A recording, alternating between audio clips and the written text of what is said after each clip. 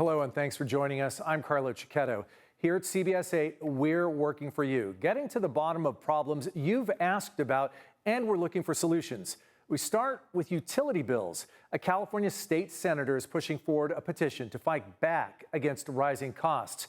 It comes after the California Public Utilities Commission recently approved a new fixed fee on your SDG&E bills. CBS 8's Shannon Handy is working for you on this story and shares how you can join that fight. The petition is being led by a Republican senator out of Yucaipa. It calls on the CPUC to reconsider its decision and reject increases to your monthly utility bill. Many of them are extremely concerned about the cost of living in California. That's among the top complaints Senator Rosa Licia Ochoa-Bo hears from her constituents, specifically the price of utilities. Senator Ochoa-Bo represents the state's 23rd district, which covers parts of Riverside, San Bernardino, and Los Angeles counties. People there get gas and electricity from SoCal Edison, but like SDG&E customers here, they'll also be impacted by the CPUC's approval of a $24.15 fixed fee to go into effect in 2025. The CPUC maintains the move will cut the price of electricity and reduce bills for lower-income customers. Senator Ochoa-Bo isn't convinced, which is one of the reasons she started this petition to fight against it. Another motivating factor is to inform the public on how rates are set and by whom, in this case, a board appointed by the governor. All Californians should know what's going on in the state of California and how they're being impacted by these decisions. So far, 6,000 people have signed the petition. Earlier this week, Senator Ochoa-Bo delivered those signatures to the CPUC. Moving forward, she encourages more people to get involved by not only signing the petition, but also encouraging other legislators to speak out. Imagine if all legislators, all Californians were aware, signed a petition and sent it to the commission, sent it to their local legislators, and sent it to the governor. It would put pressure to ensure that we have more accountability. Edward Lopez, Executive Director of Utility Consumers Action Network, applauds the effort. You know, the commission's job ultimately is to be a regulator, to check the utilities and make sure that any proposed rates and increases and hikes are reasonable. I don't know how we can be much more clear, except perhaps being much more louder, that the commission really needs to step up and perform its first and foremost job. UCAN has been tireless in their efforts to bring down rates and block the implementation of a fixed fee. Lopez says while this petition has no legislative recourse, he hopes as more people speak out against the CPUC and their decisions, eventually something will change. It's an uphill battle in the least. We won't give up the fight. You can find a link to the petition on CBS8.com. Just click on this story. Working for you, I'm Shannon Handy for CBS 8. Thank you, Shannon. Families who live near an abandoned home in North Park say squatters have moved in, bringing drugs, violence, and prostitution to their neighborhood. They tell us they've contacted the police and the city, but so far, nothing has changed. CBS 8's Steve Price is working for you to get some answers. This house on Dale Street in North Park last sold in 1973, and neighbors say it sat empty for decades. But now people are living there. Neighbors believe they're squatters up to no good. It's horrifying that grandmas cannot walk their grandchildren down to Jack in the Box for an afternoon milkshake. Maureen Stavas says she saw a man bringing what appeared to be an underage girl into the home. And when she went to take a closer look, she says the man pulled out a weapon. And he dropped a machete right down and a few feet away from me. And he just dropped it and he looked at it and he looked up at me. And I looked back at him and I thought, this is very, very dangerous and it's scary. Several neighbors say they've called the police and the city, but nothing is being done. And while it's not illegal to own an empty home, city code requires it to be secured to keep squatters out. What we're frustrated by is the city is not enforcing code. This is an unsecured abandoned home at the end of our block with pimps and prostitutes and what we think is also child trafficking, because we're seeing girls that are clearly underage going in and out and nothing's happening. Property records show the house belongs to a person named Edwin Austin, who actually owns several houses around the county, including this one here. In fact, our records show that this was his most current address, but when we knocked on the door, nothing. And neighbors tell us they haven't seen anybody here in quite a while. I tried calling multiple numbers listed for him and left messages, but so far no one has gotten back to me. The neighbors in North Park say they've also tried contacting the owner, but they also can't reach him. Working for you, we also reached out to San Diego Police and the City Attorney's Office, and while they acknowledged our emails, they provided no updates on the situation, leaving neighbors concerned for their safety. What does it take to get this addressed? Steve Price, CBS 8. Thank you, Steve. Viewers reached out to us a few months back about an intersection that they say is dangerous, and they want help. The city of San Diego told us all the way back in March that a roundabout to slow drivers down was supposed to be installed by June, but that hasn't happened. CBS 8's Anna Laurel is working for you to figure out what's holding things up. It's been a beautiful place to live, other than the traffic. Chuck Korn has lived on the corner of Del Sol and Coster and Otay Mesa for 40 years. He's seen so many bad accidents and hears drag racing late at night. I'll be laying in bed and with the window open, I can hear the traffic, and you can hear them coming and hear them go right through it without even stopping. He says drivers fly up this stretch of Del Sol Boulevard before they get to the next stop sign. They must be doing at least 60. It's just amazing that somebody hasn't been killed. Driving through it. Chuck was thrilled when the Otay Mesa Nestor Community Planning Group gave the green light to replace the busy, dangerous intersection with a roundabout. The project was approved in March, but today, nothing's changed. Something needs to be done before somebody gets killed. But so far it hasn't happened. When we first reported this story back in March, the city said money was already earmarked in the budget for the project, that it can be installed quickly using military-grade materials, and it could be done by June. Here we are in July, and nothing's been done. This morning, we reached out to the city to find out what's happening. The city responded and says the timeline has extended a bit. Since the last project update, the city has been coordinating with MTS and purchasing the materials needed for construction. We expect that project construction will start in September this year, 2024. So for now, Chuck and his neighbors will keep waiting and hoping no more bad accidents happen before the city can get the roundabout installed. That'd probably be the best thing that happened to this neighborhood. That was Anna Laurel reporting. The city of San Diego says the project, as you saw there, will start in September.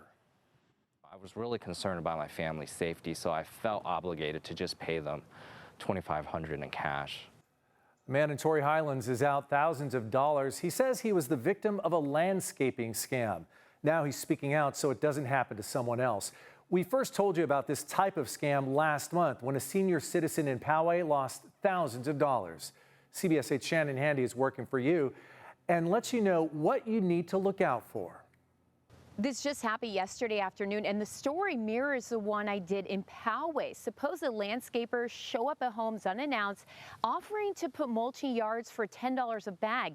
When they're done, they demand thousands of dollars. The pitch these guys made seemed like a good deal. A so-called landscaper knocked on Alex's son's door, claiming his crew had mulch left over from a job in the neighborhood and wanted to offload it for a discount. They wanted around $10 per bag. Looking at my front yard, I figured they probably only use about 50 bags, so I agreed to the work. Alex asked for an estimate beforehand, but was told that wasn't possible. 2 hours later, he received a bill for $5,000, the equivalent of 500 bags of mulch. Did they actually use 500 bags of mulch?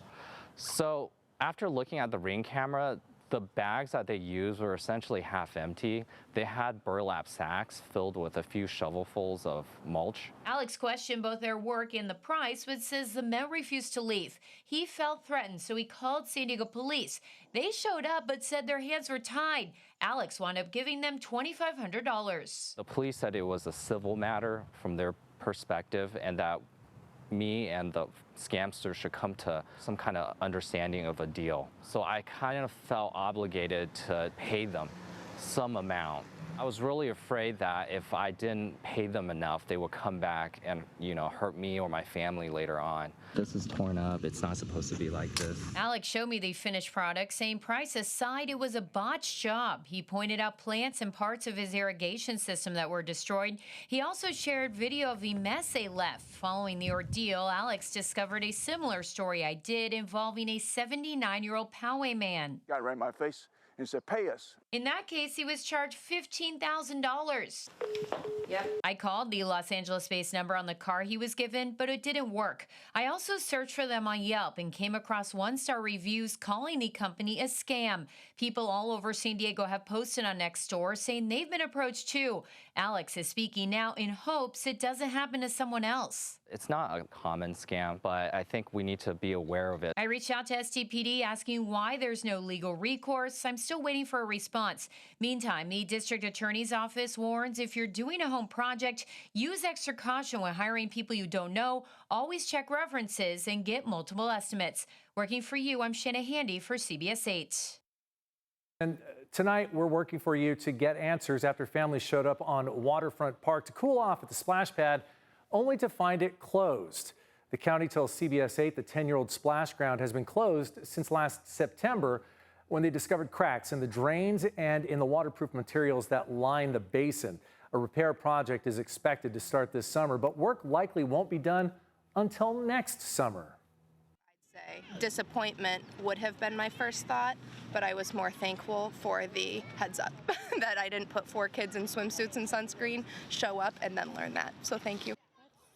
And CBS 8 is helping to find other ways to keep you cool. You can go to cbs8.com for a list of splash pads across the county. We also have pools on that list as well. Still ahead, seniors in Escondido, speaking of staying cool, are desperately looking for some help.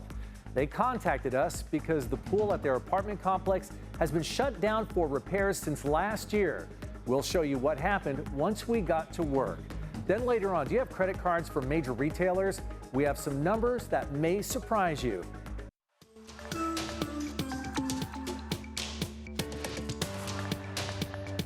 A pool at a senior living apartment complex in Escondido has been closed for nearly a year for repairs now, but little work was done. A CBS 8 viewer reached out to us frustrated about enduring the summer heat without a pool to cool off in. CBS 8's Anna Laurel is working for you, and after some phone calls and an email, a construction crew was quickly back at work. It is 94 degrees out here in Escondido today, and the pool at this senior living apartment complex has been closed for repairs for 10 months, yet nothing has happened. But after some phone calls and an email from CBS 8, suddenly crews are out here for the first time in 10 months. A man laying down blocks around the pool's edge today is the first time residents say anyone has worked on this pool since management shut it down last year at the Birchmont Senior Living Complex in Escondido. They tore it apart. They just never came back to finish it. It's been 10 months. Dana Madsen says the property manager told him and his neighbors they were waiting on permits for the pool repair. And so for 10 months, everyone waited, hoping the work would get done and the pool would open again. And a lot of them use the pool for therapy and exercise. I use the pool for myself, for my back. It helps a lot. He reached out to CBS 8 and we went to work. Yesterday afternoon, we sent an email to the property management company. We left messages at different numbers. Then this morning, before 9 o'clock, something happened. I noticed the management and 3 other people were handing out brochures and taping them on the doors of each apartment. The printout says Birchmont staff is delighted to inform you work will commence tomorrow, July 10th at 7 a.m. When you read it, what did you think? Oh my God, I was dumbfounded. A regional manager came to the complex when I was there today. She told me they'd been waiting on permits and they just came through. But late today, I spoke with Escondido's deputy city manager. He says the complex management company never applied for any permits for pool repair, and he doesn't know if they even need permits for the work that's happening, since the city doesn't know what work is being done. Did you think that this is a major coincidence? No, I knew that you had left messages last night and probably this morning. So I knew what instigated it. Working for you in Escondido, this is Anna Laurel for CBS 8. And getting results. Thanks, Anna. Still ahead, interest rates on retail credit cards are on the rise. How recent changes could cost you.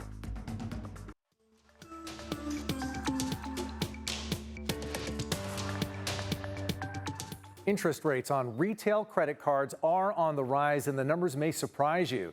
CBS 8's Shannon Handy is working for you to find out what's driving the hike and ways for you to get a better rate.